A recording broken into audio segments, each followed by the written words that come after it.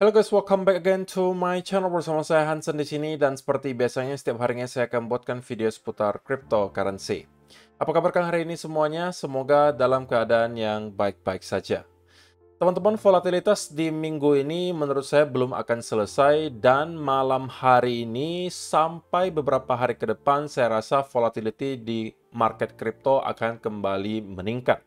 Dan kita bakalan membahas di video hari ini kira-kira apakah Bitcoin telah menemukan bottom dari koreksi selama beberapa hari terakhir. Apakah ini udah saatnya bagi kita untuk kembali membeli atau justru masih ada sesuatu yang perlu kita khawatirkan. Semua itu bakalan kita bahas di video hari ini, jadi stay tune terus sampai akhir video. Nah, sekarang kita bakal mulai dari CoinMarketCap terlebih dahulu. Per hari ini secara global market cap crypto berada di angka 2,39 triliun dolar atau turun sekitar 3,34%. Nah, di top 10 coin sendiri kita juga melihat sebenarnya keadaannya dominan berwarna merah. Penurunannya ranging antara 0, sekian persen hingga kurang lebih 3%. Namun ada juga beberapa yang hijau dan kenaikan yang paling tinggi sekaligus menjadi top performer hari ini adalah XRP dengan kenaikan 8,10% ke 0,6498 dolar. So, itu adalah outlook sementara dari beberapa top coin yang ada. Sekarang kita langsung aja masuk ke beberapa data dan berita terbaru hari ini. Nah, teman-teman, apa yang saya sampaikan di awal video bahwa volatilitas di minggu ini baru akan dimulai atau mungkin akan kita lihat selama beberapa hari ke depan itu diakibatkan karena nanti dini hari, teman-teman, kita akan mendapatkan Fed interest rate decision dan juga Fed press conference. Jadi akan ada keputusan suku bunga dari Bank Sentral Amerika Serikat dan juga press conference, di mana pada saat itu biasanya Kakek Powell bakalan kembali memberikan speech. Nah, menurut saya secara pribadi, Fed interest rate decision di sini kemungkinan tidak akan menghasilkan volatility yang terlalu ekstrim, melainkan Fed press conference. Itu pun kalau misalnya kakek Powell memang menyampaikan sesuatu yang di luar biasanya. Kalau misalnya semuanya sesuai dengan ekspektasi, kita tetap akan mendapatkan volatility, tapi kemungkinan tidak akan ekstrim. Barulah akan ada extreme volatility kalau misalnya ada sesuatu yang disampaikan oleh kakek Powell yang tidak di-expect oleh market. Atau, kalau misalnya kita mendapatkan kejutan, misalnya Fed memutuskan pada akhirnya untuk memotong suku bunga hari ini atau nanti dini hari menjadi 5,25%, ya itu juga bisa menjadi sebuah kejutan ya. Tapi kalau misalnya stay di angka 5,5%, ya saya rasa Fed interest rate decision di sini tidak akan menghasilkan volatility yang terlalu ekstrim. Dan kalau misalnya Fed press conference, misalnya kakek Powell menyampaikan bahwa mereka memberikan clue misalnya mereka akan segera melakukan rate cuts, ya harusnya itu bisa menciptakan semacam sentimen yang positif. Tapi sebaliknya, kalau misalnya kakek Powell menyampaikan justru mereka belum berniat atau mempunyai semacam pembicaraan yang mengarah ke pemotongan suku bunga, maka itu bisa menciptakan selling pressure. Simpelnya seperti itu, teman-teman. Tetapi tidak hanya sampai di situ, perlu saya ingatkan bahwa malam harinya kita akan juga mendapatkan data continuing jobless claim, initial jobless claim, dan juga ISM Manufacturing PMI. Tidak kalah penting, hari Jumat nanti kita akan kedatangan juga data non-farm payrolls dan juga unemployment rate. Jadi malam hari ini kemungkinan kita akan melihat banyak sekali orang yang mungkin wait and see terlebih dahulu apa yang bakal disampaikan oleh kakek Powell atau Fed interest rate decision, baru start untuk mengambil keputusan investasi mereka lagi. Tapi kita bakalan bahas nanti dari segi price action kira-kira apa yang bisa kita expect gitu ya. Tapi intinya yang bisa menciptakan volatility selama beberapa hari ke depan adalah kemungkinan beberapa event yang saya sebutkan di sini. Kemudian yang kedua, teman-teman, lagi-lagi berita baik datang untuk Bitcoin. Bahwa Rusia sekarang mempertimbangkan untuk melegalkan Bitcoin dan juga cryptocurrency sebagai pembayaran antar negara. Dan ini disampaikan oleh Gubernur Bank Sentral dari Rusia. Bayangkan teman-teman, negara sebesar Rusia. Kita sekarang nggak bicara El Salvador. Mungkin kita bisa kategorikan sebagai sebuah negara kecil. Ini adalah Rusia. Dan fakta bahwa Gubernur Bank Sentral Rusia itu berbicara soal Bitcoin saja, itu sudah positif menurut saya. Apalagi kalau memang benar mereka nanti akan melegalkan Bitcoin dan juga cryptocurrency sebagai pembayaran antar negara. Artinya kalau misalnya kalian bertransaksi di Rusia menggunakan Bitcoin dan juga cryptocurrency, untuk pembayaran antar negara itu bukan sesuatu yang ilegal. Itu legal untuk dilakukan. Tapi sekarang baru dalam tahap pertimbangan, teman-teman, kita belum melihat hal ini benar-benar terjadi. Tapi dengan adanya berbagai rumor positif seperti ini, tentunya ini bisa mendukung ya, bahwa investor kembali ke sentimen yang bullish, dan itu bisa mendorong harga kembali naik ke atas. Nah, untuk sementara tentunya FUD yang masih menghantui para investor cryptocurrency untuk sekarang adalah apakah pemerintahan Amerika Serikat akan terus melakukan penjualan dengan Bitcoin yang mereka punya itu angkanya tidak kecil, kurang lebih 200-an ribu Bitcoin. Yang kedua, kekhawatiran karena kita melihat poll atau hasil survei ya di Amerika Serikat menunjukkan bahwa rupanya peminat Kamala Harris sebagai salah satu calon kandidat Presiden Amerika Serikat itu juga rupanya tidak kalah banyak dengan Donald Trump, atau pemilihnya tidak kalah banyak dengan Donald Trump. Itu hasil surveinya. Nah, kenapa itu bisa menjadi sebuah hal yang negatif? Karena kita tahu ya Kamala Harris intinya sama aja lah dengan nanti pemerintahannya Joe Biden kalau dia jadi gitu. Artinya mereka kontra terhadap Bitcoin dan juga cryptocurrency. Sehingga itu bisa menjadi FUD baru, teman-teman. Ya mudah-mudahan ya yang terpilih nanti adalah presiden yang pro terhadap Bitcoin dan juga cryptocurrency, sehingga pada akhirnya kita bisa melihat Amerika Serikat itu tidak terlalu ketat untuk Bitcoin dan juga kripto. Karena selama beberapa tahun terakhir, teman-teman, sebenarnya yang menjadi salah satu penghalang juga Bitcoin bisa teradopsi itu adalah SEC, gitu ya, atau kripto secara keseluruhan itu sulit gitu ya untuk mendapatkan semacam ruang gerak gitu, karena terus diawasi oleh SEC ketat banget. Kalau ada kesalahan sedikit itu langsung di-attack oleh SEC. Kita melihat banyak sekali proyek-proyek kripto yang bahkan sampai collapse itu dikarenakan oleh SEC yang memang kontra kelihatannya terhadap kripto dan Bitcoin. Tapi kalau misalnya kita melihat Donald Trump itu terpilih sesuai dengan janji yang sudah dia buat, yang mudah-mudahan juga dikabulkan kalau dia terpilih, dia akan memecat Gary Gensler sebagai ketua SEC yang sekarang hari pertama ketika dia lantik. Dan juga dia udah mengatakan dia pro terhadap cryptocurrency, dia juga pengen menjadikan Bitcoin sebagai aset cadangan strategis, dia juga pengen tetap hold semua Bitcoin yang mereka punya, dan lain seterusnya, yang semuanya tentunya akan sangat positif untuk Bitcoin. Jadi, so far, teman-teman, berita positif tentunya masih jauh lebih banyak daripada berita negatif atau FUD yang sedang beredar.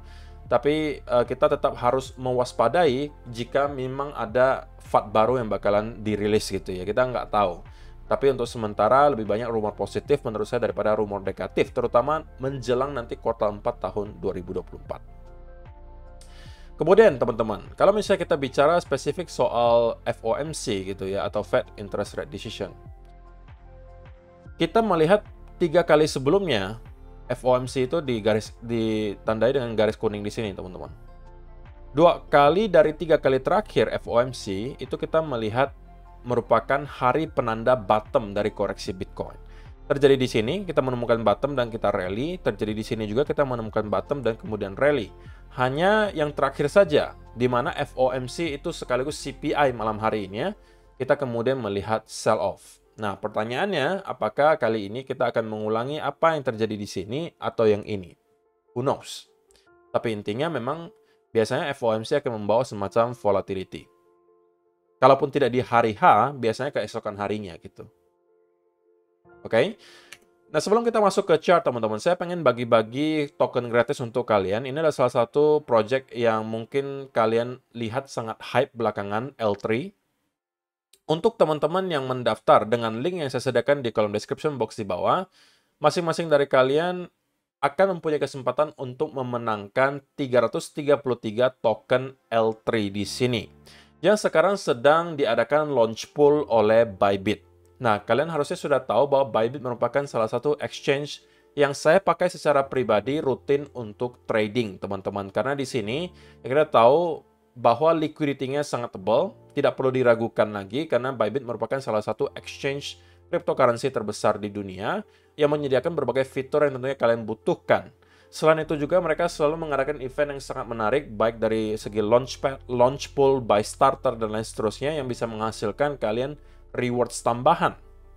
Dan kalau misalnya teman-teman tertarik untuk mengikuti event di sini, caranya sangat simple. Kalian tinggal mendaftar saja gitu ya, dengan link yang ada di kolom description box di bawah, dan kalian bisa berkesempatan untuk memenangkan 333 token L3. Ini hanya khusus untuk pengguna yang sebelumnya belum pernah mendaftar dan kemudian mendaftar dengan link yang saya sediakan.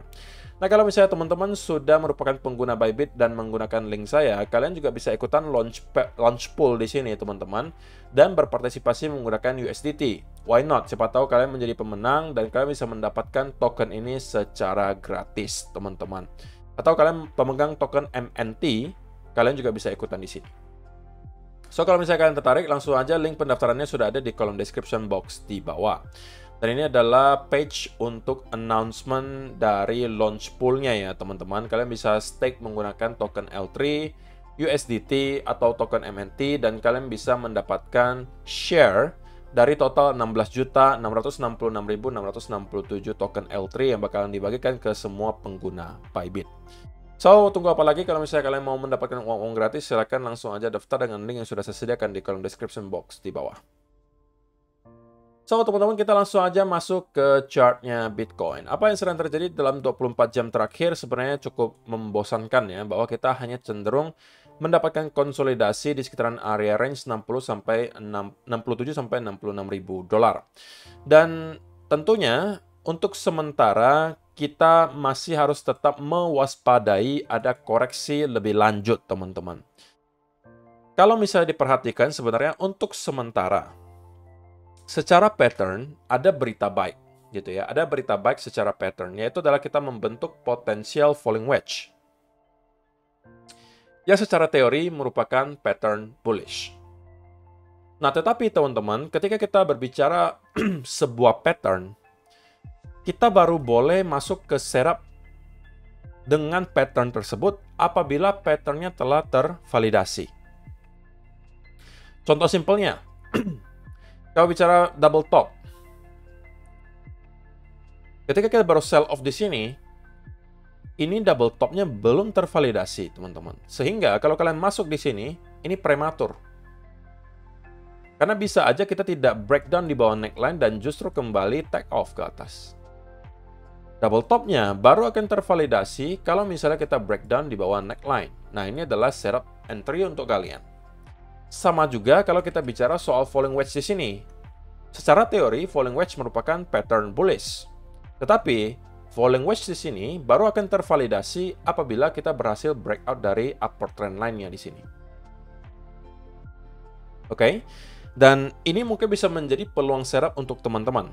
Tetapi, jika kita tidak memvalidasi falling wedge di sini dan justru terus mendapatkan sell off, maka teman-teman berarti tidak boleh masuk ke setup long di sini yang diakibatkan oleh falling wedge, karena berarti falling wedge-nya telah terinvalidasi. Simple itu, teman-teman.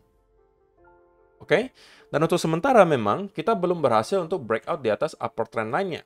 Nah, kalau misalnya teman-teman yang cenderung lebih konservatif, maka mungkin breakout dari sini pun belum cukup gitu ya. Kalian masih harus mempertimbangkan beberapa hal. Pertama, apakah breakout-nya itu disertai dengan momentum? Apakah ada peningkatan secara volume? Apakah kalian harus menunggu dulu konfirmasinya lagi berupa pattern continuation baru kalian bisa masuk? Beda-beda, gitu kan? Semakin konservatif, ya semakin aman. Tetapi semakin kalian konservatif, berarti semakin sedikit peluang setup yang bisa kalian manfaatkan. Karena biasanya pergerakan market tidak sesuai dengan keinginan kalian. Gitu kan? Tapi kalau semakin agresif kalian, ya semakin banyak setup yang bisa kalian manfaatkan, tapi resikonya juga semakin tinggi. Tidak ada yang salah, tidak ada yang benar, ini hanya tergantung preferensi kalian masing-masing. Tapi intinya teman-teman, pergerakan penurunan yang terjadi kita lihat di Bitcoin selama beberapa waktu terakhir, memang cenderung tidak terlihat terlalu impulsif. Itu juga adalah berita baik yang kedua. Selain price action tidak menunjukkan ada penurunan yang signifikan, alias penurunannya di sini sudah cenderung korektif, diikuti juga kita membentuk semacam falling wedge, itu adalah dua berita positif. Yang artinya, kita kalau misalnya breakout di atas area falling wedge tersebut, bisa mulai start untuk mendapatkan kenaikan yang lebih signifikan. Mungkin setidaknya menuju ke area 67.500, atau bahkan kita bisa kembali ke area top di sekitaran area 70.000 dolar. Itu semuanya masih adalah dalam bentuk potensi senario gitu kan. Tetapi teman-teman, sekali lagi kita nggak boleh masuk ke setup tersebut apabila belum tervalidasi. Nah, justru kalau misalnya kita mendapatkan ada sell off di bawah area di sini dan kita start mendapatkan ada bearish continuation pattern, ini ada peluang bagi kita untuk short. Contohnya seperti apa? Seperti ini, teman-teman. Ya kan? Jadi tergantung price action nanti menunjukkan ke arah mana, gitu ya. Kalau misalnya kita memang breakout di atas area di sini, itu bisa menjadi peluang untuk long menurut saya pribadi, gitu ya. Tapi kalau kita kemudian jebol di bawah area falling wedge di sini, yang berarti terinvalidasi, dan kita start mendapatkan ada retest kembali ke area 66 ribuan, maka itu adalah peluang justru untuk short menurut saya. Oke, tapi selain kedua senario tersebut terjadi, saya akan lebih prefer untuk wait and see terlebih dahulu. Dan perlu teman-teman ingat, tidak ada yang salah dengan yang namanya menunggu, teman-teman. Oke, bersabar dan disiplin adalah dua kunci. Kalau misalnya teman-teman mau menjadi seorang traders yang bisa konsisten profit in the long term.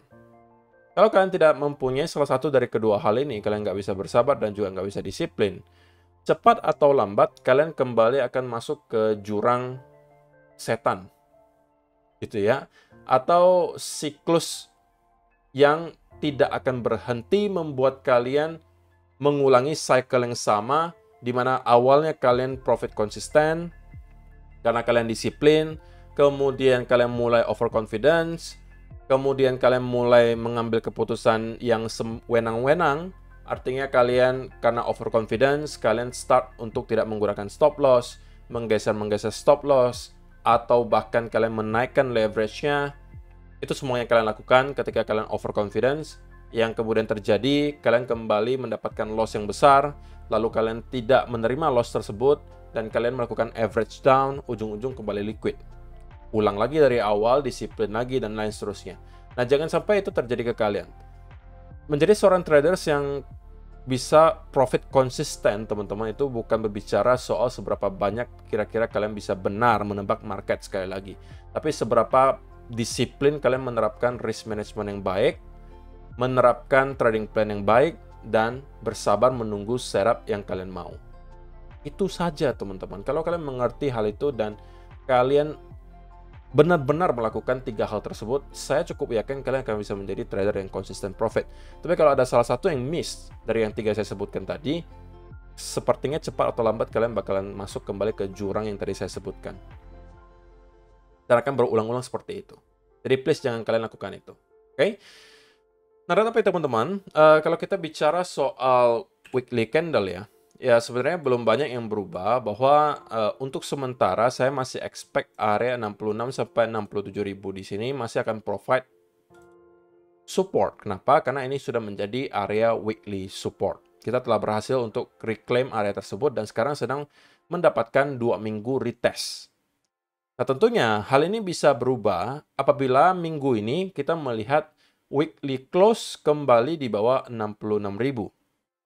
Which is berarti kemarin kita hanya mendapatkan fake out, oke, dan kita kembali di bawah area 66.000 yang berarti menjadikan area 66 sampai 67.000 kembali menjadi area resistance.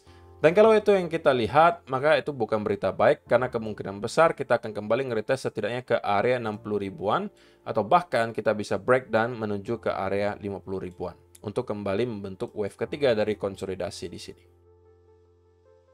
Oke, tetapi saya rasa untuk sementara belum banyak yang perlu dikhawatirkan selain kalau misalnya kita telah closing kembali di bawah area 66.000 di weekly chart. Oke, karena ini bisa jadi hanya semacam pullback yang normal dan kita akan kembali close di atas area major support weekly. Sama seperti yang sudah kita berkali-kali lihat di sini. Kita berkali-kali membuat wick di bawah, tapi selalu berhasil close di atas area tersebut sebelum pada akhirnya kita berhasil untuk close di area 65.000 di sini dan berminggu-minggu kita melihat sell off terjadi. Nah, inilah yang saya maksud, teman-teman. Kalau misalnya kita kembali berhasil close di bawah 66.000 seperti apa yang kita lihat di candle ini, ya berarti kita harus expect bahwa kita akan kembali mendapatkan semacam sell off lanjutan menuju ke area 60.000. Jadi Closing weekly candle minggu ini akan sangat-sangat penting. Belum lagi kita akan melihat closing weekly candle ya teman-teman di tanggal 31 Juli. Itu harusnya adalah hari ini ya teman-teman. Hari ini ada closing weekly candle, monthly candle, yang tentunya akan sangat-sangat juga diperhatikan oleh para investor. Ya, semakin tinggi closingnya tentunya akan semakin baik. Jadi kemungkinan besar start dari malam hari ini atau bahkan sore nanti kita akan melihat volatility ada di market teman-teman. So, saya rasa itu aja sih yang perlu saya sampaikan di video hari ini. Semoga bermanfaat untuk kalian semua. See you in the next video. Bye-bye.